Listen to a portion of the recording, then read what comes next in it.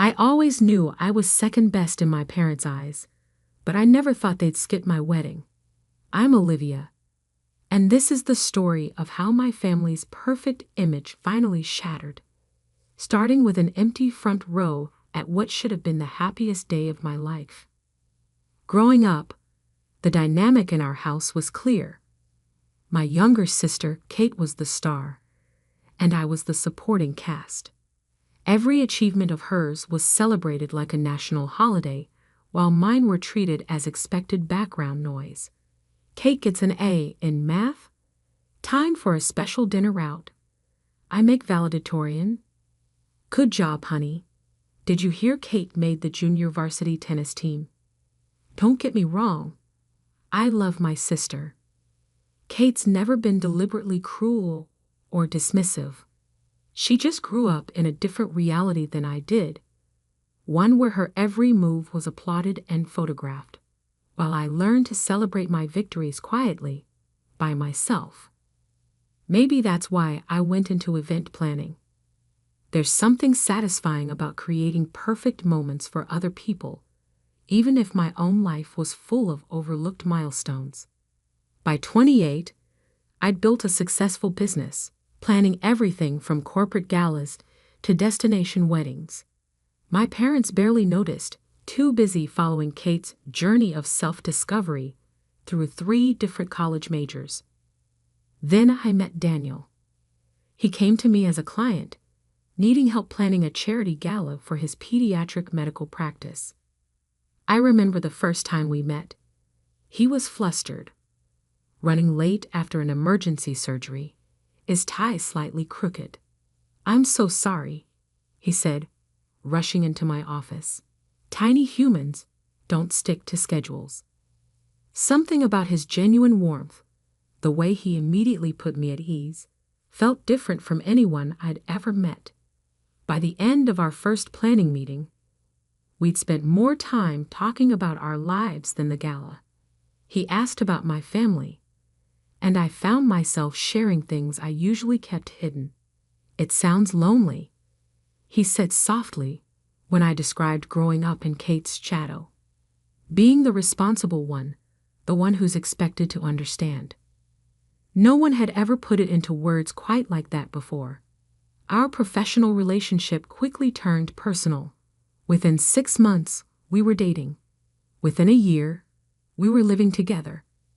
Daniel saw me, really saw me, in a way my family never had. He celebrated my successes, supported my dreams, and most importantly, made me feel like I mattered. When he proposed, it was perfect in its simplicity. No grand gestures or elaborate schemes, though I'd planned enough of those for clients. Just a quiet evening at home, after I'd had a particularly stressful day with a Bridezilla client. "You know what I was thinking?" he said, as we sat on our balcony sharing takeout. "You spend so much time making other people's special moments perfect. Maybe it's time someone did that for you."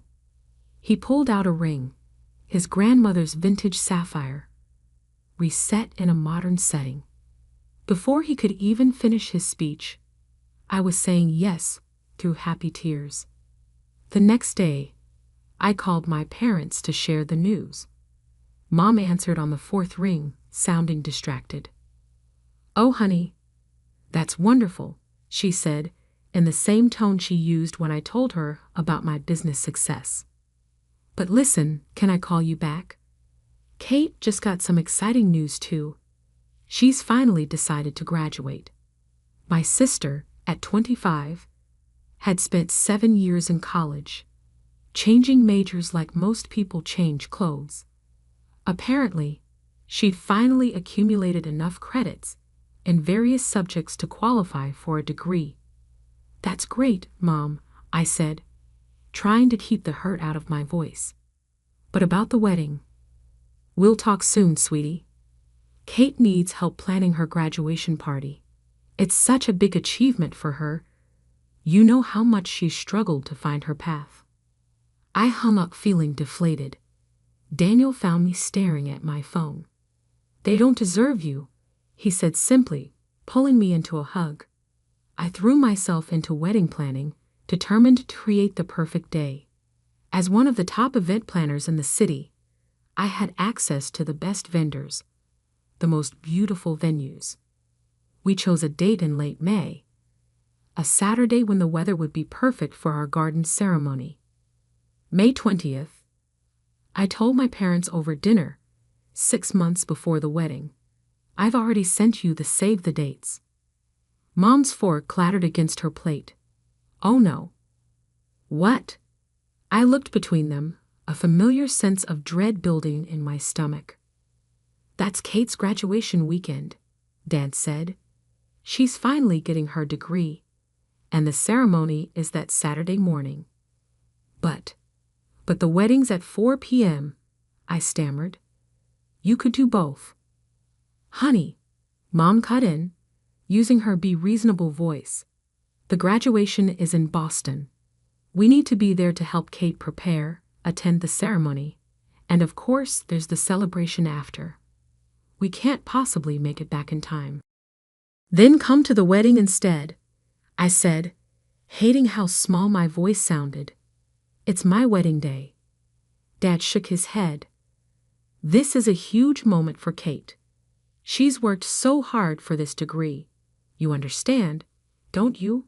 You're so good at handling things on your own. There it was, the familiar refrain. Good, responsible Olivia, who always understands, who never makes waves, who plans everyone else's perfect moments while her own fade into the background. Can't Kate walk in a different ceremony? I asked. Most universities have multiple graduation dates. We can't ask her to do that, Mom said firmly. This is her moment. She's so excited about graduating with her friends, and you know how she struggles with change. I looked at Kate, who was staring at her plate, unusually quiet. What do you think, Kate? I asked directly. She glanced up, then quickly looked away. I mean, I've worked really hard for this. And I haven't? The words came out sharper than I intended. I haven't worked hard building my business, creating a life, finding someone who loves me.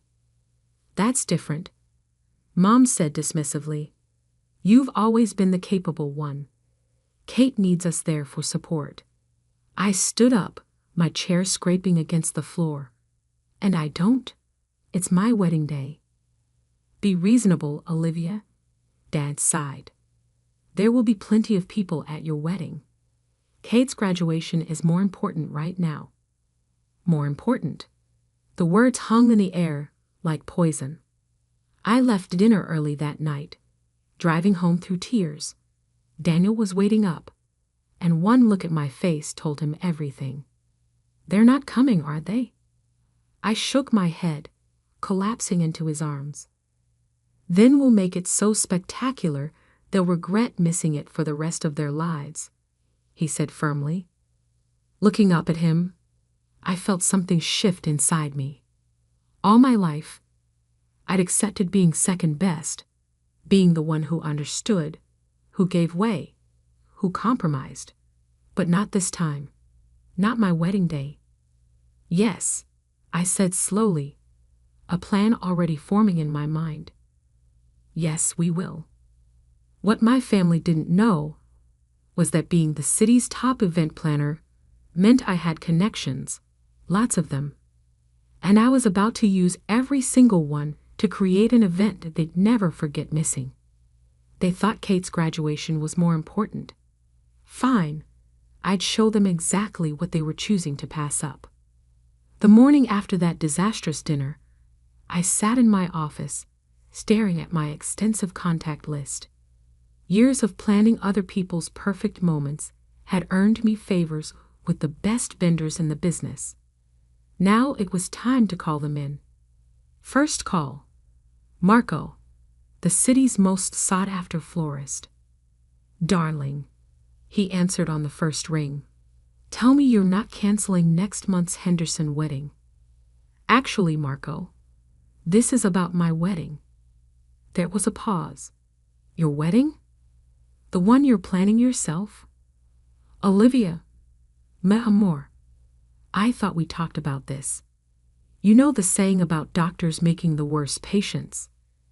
Things have changed, I said, my voice steady. My parents won't be attending. They're choosing my sister's college graduation instead.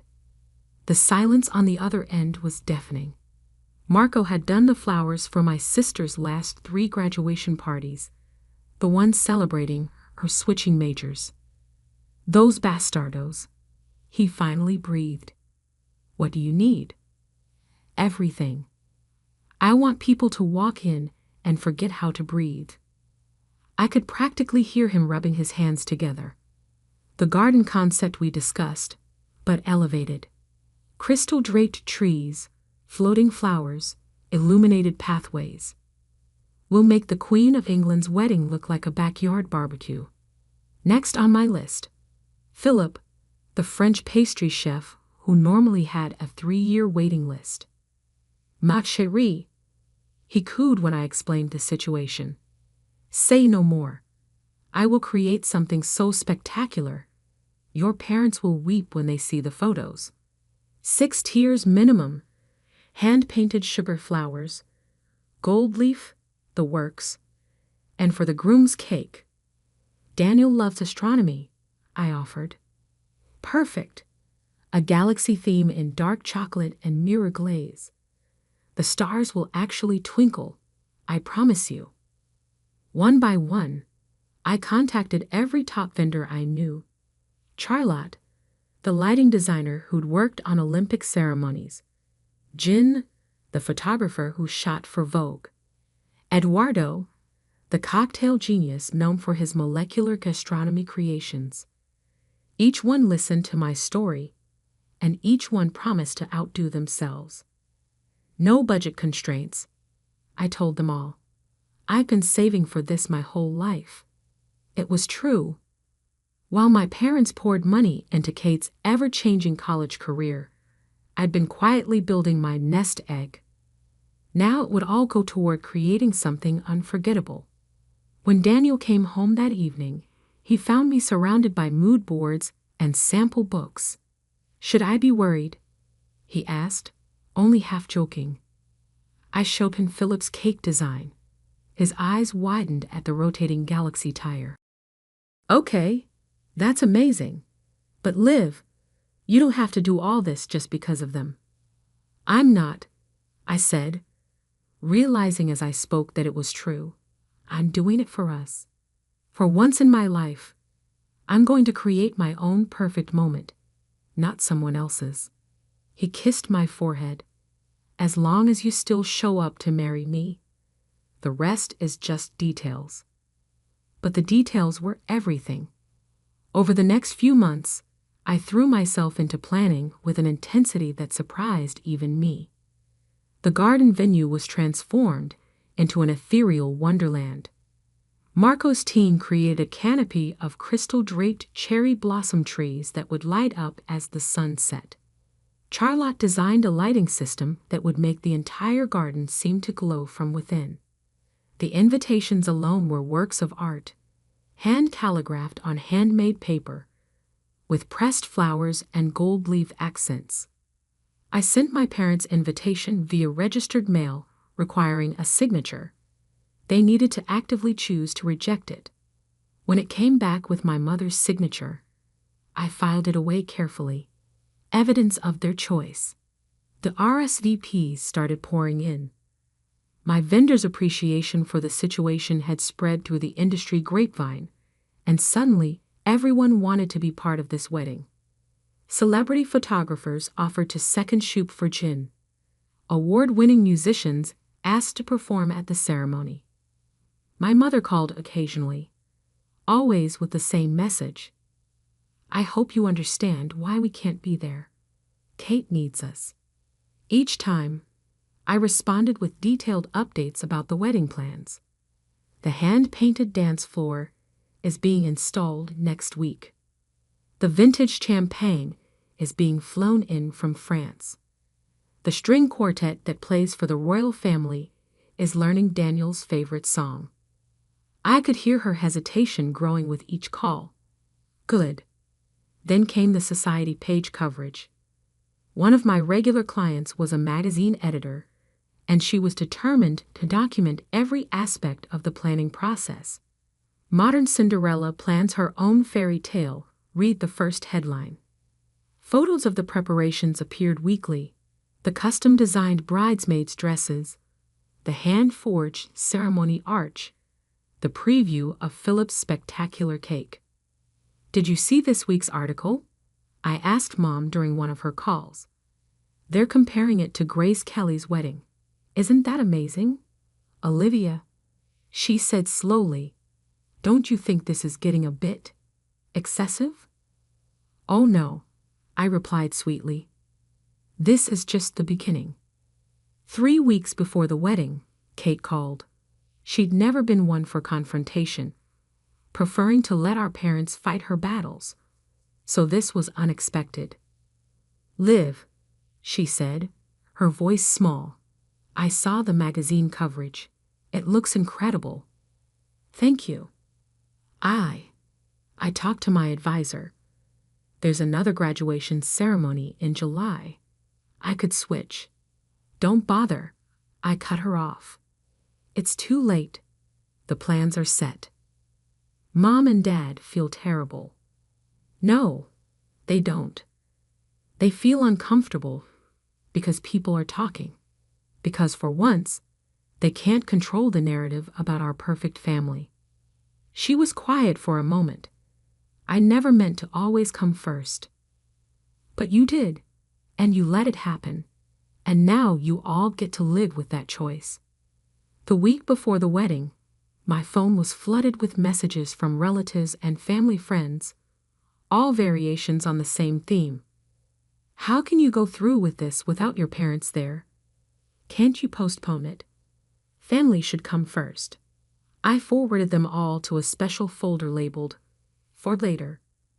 Daniel found me in my office, reviewing the final timing schedule. You okay? I looked up at him, at his kind face and worried eyes. You know what? I really am. For the first time in my life, I'm not trying to make everyone else happy. I'm not being the understanding one, the responsible one, the one who gives way. I'm just being me. He smiled. That's who I fell in love with, you know. Not the perfect event planner, not the dutiful daughter, just you. 2 days before the wedding, the final piece of my plan fell into place. My friend at the magazine called to confirm the coverage details. Full spread, top photographers, immediate online release with hourly social media updates, she promised. The whole city will be watching this unfold in real time. Perfect, I said, thinking of my mother's habit of obsessively checking social media. Make sure you get lots of shots of the empty seats in the front row. The day before the wedding, I received a text from my father. It's not too late to change the date. I sent back a photo of the garden setup, the thousands of twinkling lights, the crystal trees, the floating candles in the reflection pool. You're right, I wrote. It's not too late for you to change your minds. But it is too late to save your perfect family image. He didn't respond. That night, at the rehearsal dinner, Daniel's parents gave a beautiful speech about welcoming me to their family. I didn't cry until his mother hugged me and whispered, "We'll be in the front row tomorrow, honey. We'll be there." Back in our apartment, I found Daniel adding something to his vows. Spoiler alert, he grinned. I may have included a line about choosing you first, every day no matter what. I fell in love with him all over again in that moment. The morning of my wedding dawned clear and perfect. As I sat in the bridal suite, surrounded by my closest friends and Daniel's family, my phone buzzed with a final text from my mother. The graduation ceremony starts in an hour. We really wish we could be there too. I looked at myself in the mirror, already in my hand-beaded gown, my hair and makeup perfect, and typed back 3 words: "No, you don't." Then I turned off my phone. It was time for my moment, and I wasn't going to let them dim it anymore. As I stood at the entrance to the garden, waiting for my cue to walk down the aisle, even I was stunned by how everything had come together. Marco's crystal-draped trees sparkled in the late afternoon sun, their branches heavy with thousands of white orchids and roses. The pathway before me was lined with illuminated glass orbs that seemed to float just above the ground, creating a river of light leading to the altar. Daniel's father appeared at my side, looking dashing in his tuxedo. After my parents made their choice, he had quietly offered to walk me down the aisle. "Every bride deserves someone by her side for that walk," he'd said. "Ready, sweetheart?" he asked now, offering his arm. I took one last look at the empty seats in the front row, the seats that should have held my family. Someone had placed a single white rose on each chair, making their absence even more striking. Perfect. "Ready?" I said, taking his arm. The string quartet began playing their custom arrangement of "A Thousand Years." Not the typical wedding version, but a haunting, ethereal adaptation that filled the garden like a spell. As we appear at the end of the aisle, 400 guests rose to their feet, gasping audibly at the sight. I'd chosen a dress that would photograph spectacularly, a custom-designed masterpiece with a bodice covered in handsome crystals that caught the light with every movement, creating the illusion that I was wrapped in starlight. The cathedral-length veil, edged with delicate lace that had taken artisans 3 months to create, floated behind me like a cloud. But it was Daniel's face that made me catch my breath. He stood at the altar, tears streaming unashamedly down his cheeks, looking at me like I was every star in the sky. In that moment, I forgot about my parents' empty seats, forgot about revenge and perfect moments and society page coverage. All I could see was him. The ceremony was everything we planned and more. As we exchanged our vows under an arch of floating candles and cascading flowers, Charlotte's lighting design shifted subtly, bathing us in a warm golden glow that made everything feel dreamlike. Jin's cameras clicked constantly, capturing every perfect detail. "I choose you," Daniel said in his bows, his voice carrying clearly across the hushed garden. "I choose you first, every day, above all others. I choose you when it's easy and when it's hard. I choose you when the whole world tells us we're wrong.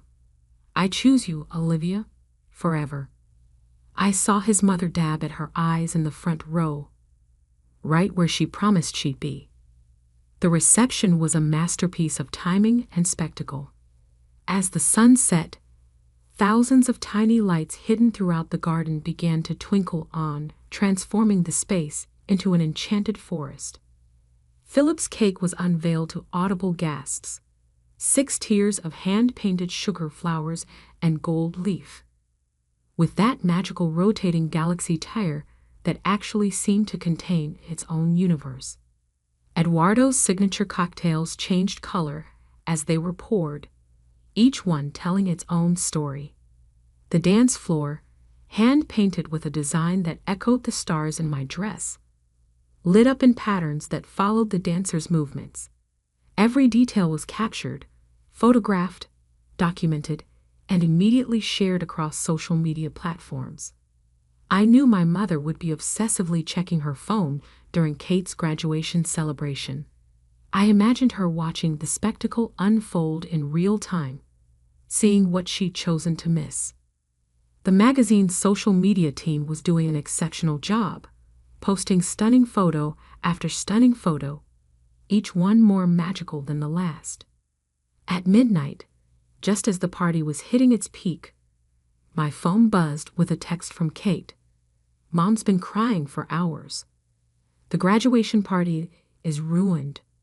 This isn't what I wanted." I handed the phone to Daniel without reading her message. "Deal with this for me?" He nodded, tucking the phone away. This was my moment, and I wasn't going to let them intrude on it anymore. The next morning, as Daniel and I prepared to leave for our honeymoon, the magazine's coverage was already going viral. "Wedding of the Century," the headlines proclaimed. "Event planner's dream wedding sets new standards." Photos of the empty front row chairs with their solitary roses were featured prominently, with captions that told the story of parents who chose to skip the most spectacular wedding the city has ever seen for a college graduation. The society pages were brutal in their commentary. In an era where family values are supposedly paramount, one columnist wrote, "What does it say when parents choose to miss this once-in-a-lifetime celebration?